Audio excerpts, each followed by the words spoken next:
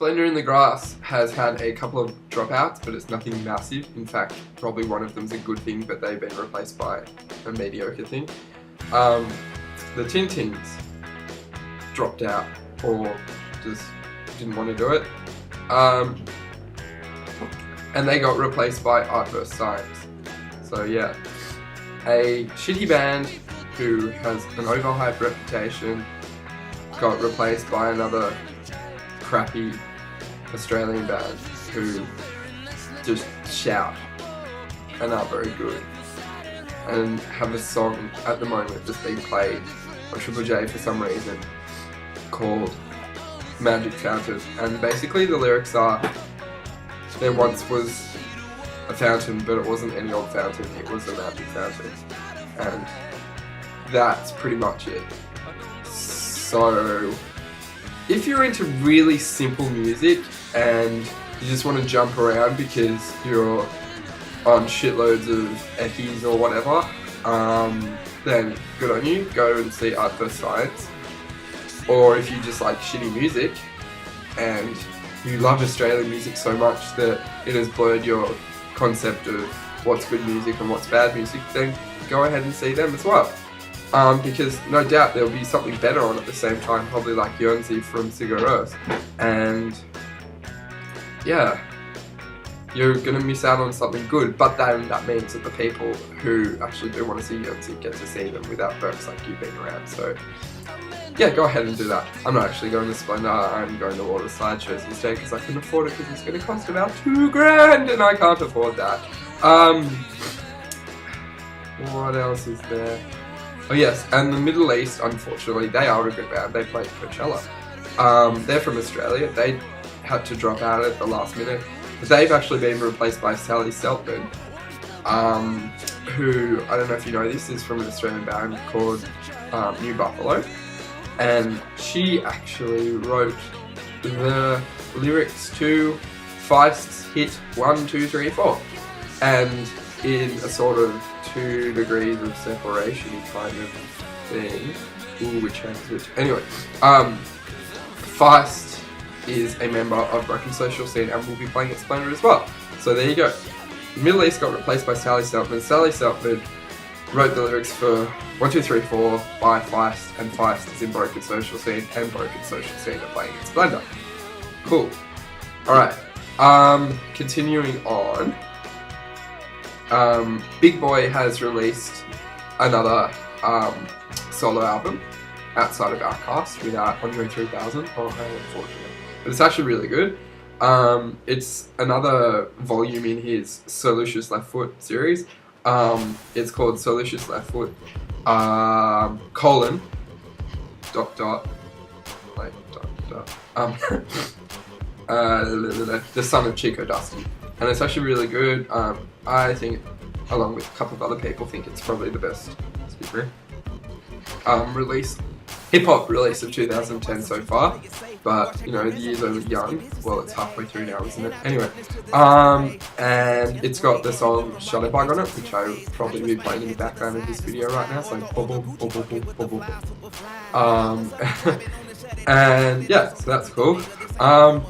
One little funny thing that happened this week is that Lindsay Wohan, I call her that because she's vocal, she got sentenced to 3 months in jail for skipping all of her sort of rehab classes and everything. Yeah, anyway, she got sentenced to jail for 3 months. I doubt, like so many celebrities, that when the term actually comes around and she is supposed to actually go into the slammer, that she will actually be put in there.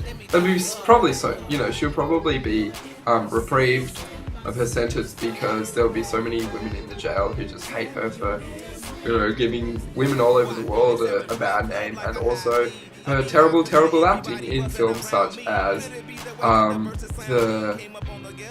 the ones about the bug, the love bug ones, about I've forgotten his name. Anyway, the ones about the mini, the race car one.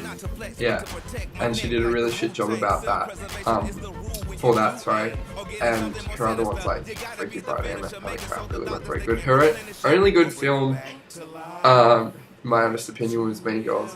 And yes, I know it's meant to be a chick flick, but it's actually quite funny because you can just laugh at women in their teens being stupid. We are now up to part 2 of the video. It's gone 5 minutes over the normal time, so just letting you know this is part 2. You probably know that it is because it's up on YouTube and it says it's part 2, but I just thought you should know. You should know, actually. Okie dokie, the iPhone 4 is not out yet. That's why I've still got this one, which broke, but I got to take it back to Apple and they were basically like, here's a new one. So this is brand new, which is pretty cool. It's still got the whole, you know, the, yay, it's got, it's got iOS 4 on it. I have a couple of friends who, this is the 3GS. I have a couple of friends who have the 3G model, not the 3GS, the one that came out previously to the 3GS, and they're saying that iOS 4 runs like a bitch on it, as in it's not good. It makes it very slow, you can't do multitasking anyway, and some of the things that you try to do on the 3GS also sometimes fuck up. I've noticed that mail isn't working too well, so I don't know, but I have a suspicion that this is Apple's way of getting people to want to go, oh, I've heard that iOS 4 works as an operating system so much better on the iPhone 4 that I'll either upgrade straight, you know, hop across from 3G to 3GS and just go straight to the iPhone 4 without even going on 3GS. Or I have a 3GS but it's not working too hot either. I see that it's got all these really cool things, but on my 3GS, you know, the multitasking isn't working too fantastically, or the mail's something, blah blah blah.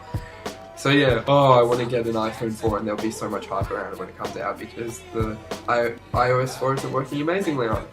Okay, I've got about 3 minutes left, so I've got to cover some stuff. Yeah, you can actually get, I did a little bit of research, and you can actually get the iPhone 4 handset unlocked, not on any network lock or anything like that, from the Apple UK online store, from apple.com/UK. So yeah, if you go down the front page, it sort of says, you know, buy it online, and you go straight through there, and then it asks you if you want accessories, and you say, fuck off, I don't want an accessory yet, because you guys charge too much for accessories. And then yeah, you go straight through and you can purchase. And the top of the line 32GB black one, you can't get the white ones at all in any of the formats, is 599 UK pounds, which equates to about 1,054 Australian dollars.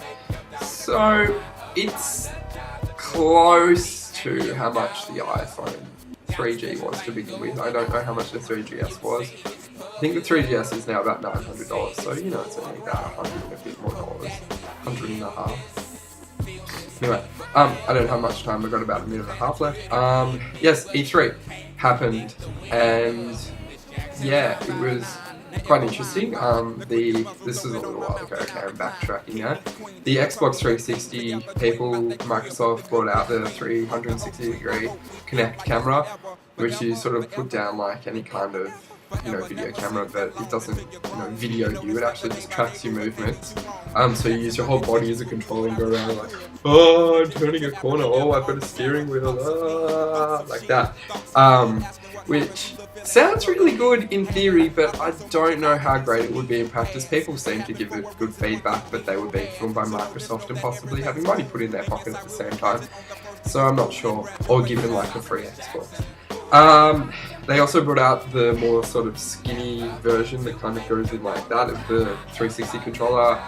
Basically all it has now is it's skinnier. It's 250 gigabytes, so that is like double and 10 gigs more.